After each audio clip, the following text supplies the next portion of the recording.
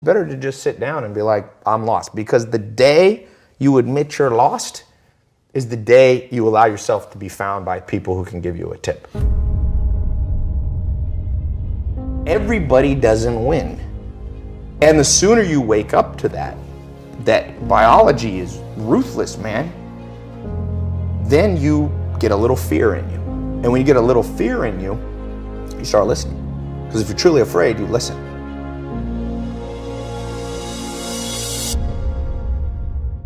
Everybody's lost, and the world's the blind leading the blind. So the ultimate adventure to me is not just like bungee jumping or something like that, or going to the Amish. It's trying to get insight and see life as a puzzle.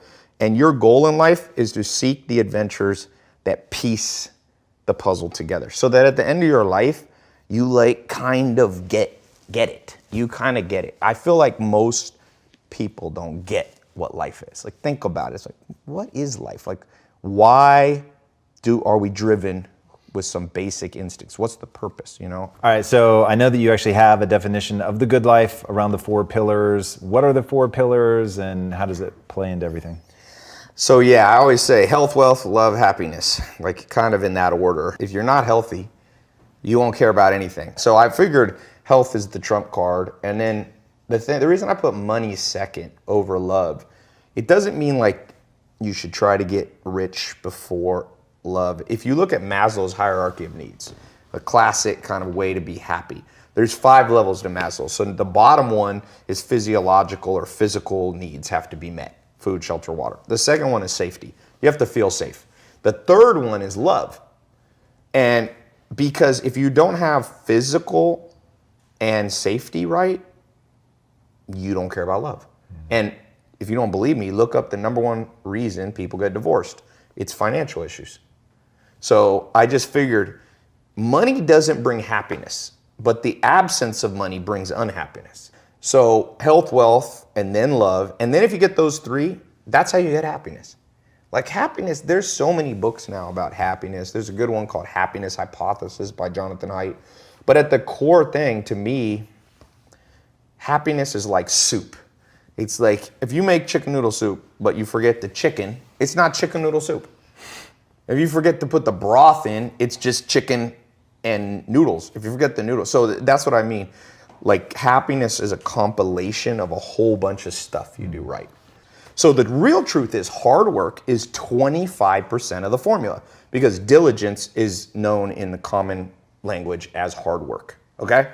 So if you just think diligence alone will get you success, you're like a basketball player that thinks you'll play in the NBA because you can shoot free throws. You ever seen the best free throw shooters in the world? They're old 70-year-old men who shoot underhanded, but they don't play in the NBA because the NBA is not all about free throws. So NBA is scoring, defense, free throws maybe is one component, rebounding, assists, there's a lot of components. So the other 3 you have to get good at. So the first one is perfectionism. People, you have to know how to double check your work. It's that simple. It doesn't mean you're always a perfectionist, but it means when it's important, when you're a pilot of an airplane, double check before you go. If you get on a plane, you hear the pilots double checking, the co-pilot going, hydraulics. And the guy goes, hydraulics. And that's why planes don't crash. And it's called 6 Sigma. It's 3 defects per million. Your goal in business and in life on the important things is to make 3 mistakes per million transactions. And the only way you do that is by being a perfectionist in terms of double checking. So that's 25%. The next one is organization. I can't tell you how much better my life is and anybody watching this will be if you wake up every single day and you take 10 minutes. I have yellow notepads sitting all around my house. I got that from Bill Gates. Bill Gates built Microsoft at 17 by locking himself in a hotel room with 6 yellow notepads, and he wrote out the whole basic code for DOS and things that built Microsoft. Okay, he became the richest man in the world 18 years straight because he was organized enough to lock himself in a room and think through his day. And so what I try to do, and whenever I do this, I have a great day. Whenever I don't, I notice it. Be organized a little bit, 10 minutes. I actually have this little couch thing outside of my shower, and I put a notepad by it. I take a shower when I wake up. I walk over to that. I kind of sit there, and I just write out, it can be as little as 3 main projects you want to get done that day. So organization is the other 25%. So now, and then you have diligence, which is hard work, hustle, and perseverance. But the last one is the kicker.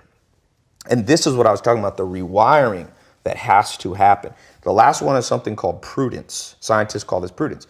Prudence is the ability to make the right decision. And I can't tell you how many entrepreneurs and non-entrepreneurs, even me at times too, I'm not special, I'm lumping all of us in this. Because of our upbringing in society, our goal is, let's say our goal is like that camera right there. So let's assume that's north. So I have this compass in my brain, and my goal is to go right there. Let's say it's a mile away, so north. What happens if society, my upbringing in school, wired my compass exactly backwards? So I think, let's say I can't see that camera, but I know I want to go north. So I pull out my compass, and it points that way. So I just take off walking. And I do it in an organized fashion. I do it in a perfectionist manner. I'm perfecting my steps and my posture. I'm also working on, hard work and hustle. Keep walking towards your goal. Well, the truth is, if you go south when you should go north, you could have gone 1 mile, but the earth is about 24,000 miles in circumference. So you get to walk 24,000 miles and you'll come up on the backside and you will get your goal. That's most entrepreneurs. The average person takes 20 years to become a millionaire. The problem is, art is long, but life is short. The art of living and getting to your objective is long, but it doesn't have to be. It's long if your compass is backwards. So the whole point of what I was saying about adventure at the beginning is, I'm trying to take my south and point it to the true north. And you have to learn that from books and mentors and life experience and listening and finding in-person mentors and all those things. They help adjust your compass. And most people are going to get what they want just about 40 years longer. You asked me one of the rewiring things we have to do in this world. I'll tell you one. You ever heard this myth? Everything happens for a reason, so just accept it. Well, there's kind of truth to that. If I jump off a building and break my legs, yes, everything happened for a reason. The reason was gravity. Like, that's why you break your legs, and physics. Legs brittle, concrete not brittle. So, but people interpret everything happens for a reason, be like, well, I was meant to learn from that thing, and then BS. Read Richard Dawkins' The Selfish Gene, one of the most important books written in the last century. He says, organisms that only learn through trial and error lose to organisms that can learn through other people's trial and error. Is anybody here, we got a little live audience, anybody here ever had to be hit by a car to learn to look both ways? I didn't. I kind of learned from just somebody telling me, big car, 2 tons, velocity, smash, dead. And I now always look both ways. So if your myth is that the only way you're going to learn is just through massive mistakes and trials and error, you haven't read Richard Dawkins' book. If you believe in evolution, or even you don't, you believe in creationism or whatever, why do we have big brains? Because we do have the biggest brains on planet Earth. Not always use them, but we got the biggest potential. It's to be able to, what Richard Dawkins called, project. So you can literally sit in this chair and predict outcomes without having to do them. Like, so I can predict, if I don't listen to Tom's advice on how to do a physical snack bar and get it into stores, or a physical product by playing hard to get for a year like you did, then I can predict most likely it's going to not go well for me. But I can predict that if I download what you did, it's going to go better for me statistically. And that skill makes you a powerful person. It wasn't meant to happen. Yes, everything happens for a reason. You made a bad choice, but it didn't have to be that way. And the second you build up pain, and this, by the way, is not my opinion. If you talk to guys like Dr. David Buss, top 10 most cited psychologist in history, okay, he's one of my main mentors. He told me, I said, do adults change? Like, we do all this self-help videos and podcasts. I said, am I wasting my time? He goes, yeah, kind of. I said, why? He said, well, after 25, it's very hard to teach old dogs new tricks. By the way, that's why I've changed. Most of my stuff targets people 18 to 25. That's why I do Snapchat and all that, because there's hope for 18 to 25-year-olds. Now, if you're over 25, before you get depressed, he told me, but I have good news for you, Ty. I said, what? He said, adults learn through massive trauma. So you will learn. You have to let in some trauma into your life. And that's rough, but no pain, no gain. Like if you are 100 pounds overweight and you want to be able to play basketball, here's my news for you. Everything happened for a reason. You got fat because you ate too much and you didn't exercise. So welcome to the gym. In the first year is going to be hell, but that pain hopefully will reprogram your brain that every time you want to eat that nasty thing, go, wait, I don't want to go through that pain again. So I think one of the myths of society is we won't let pain in. We just excuse it all away. Like, no, that was meant to happen. Oh, you wasted 20 years of life married to the wrong person in the wrong career? No, Tom, it was meant to happen. And I was lucky enough to sit next to Kobe Bryant for the last like 3 games of his career. Not the very last one, but the 3 ones. So I sat at the end of the Lakers bench right next to him. One of his players, I won't say who, was having a bad game. Free throws, they're lined up, the whole stadium's quiet. Kobe Bryant yells out at him, he goes, dude, you suck. And he wasn't joking, okay? It was shocking to me. No one could hear it unless you're right next. But Kobe turned to Meta World Peace, Ron Artest, who was sitting next to him, and he goes, this positive reinforcement thing is way overrated. People need to hear the truth.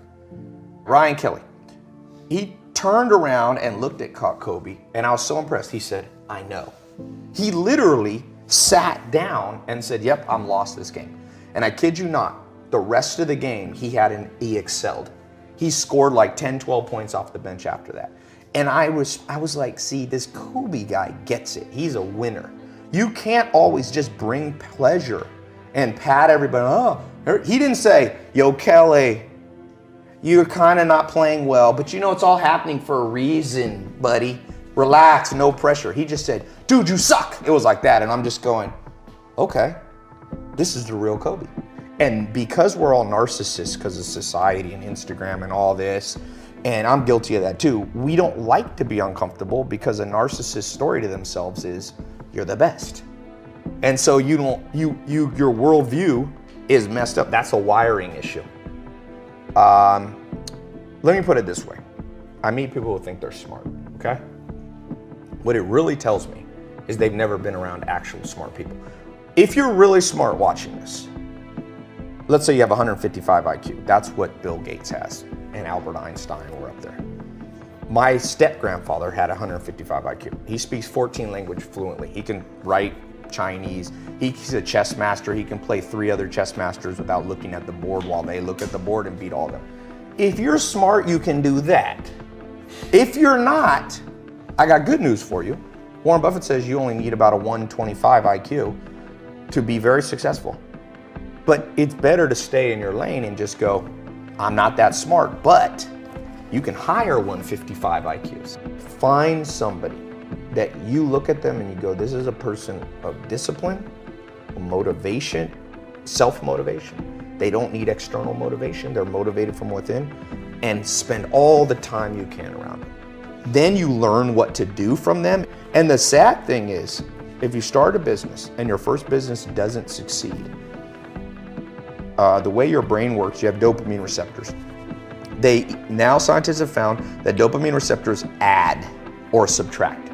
So dopamine is the hormone or the chemical in your brain that is the reward chemical. There's multiple ones, neuroepinephrine, oxytocin, all these. But the way dopamine works is like when you go shopping and you buy cool shoes and you feel good, that's a dopamine release. And dopamine drives us. And what happens is when you fail, your body, they're like little hairs. They're not actually hairs, but we'll pretend they are in your brain. They fall off. You get less of them. And the penalty for having less dopamine receptors is you become less ambitious. You have this huge vision, you jump up 7 stairs, you trip, fall, hit your nose, and most people never come back. You know, win when you can, even if it's small wins. It's better for the brain.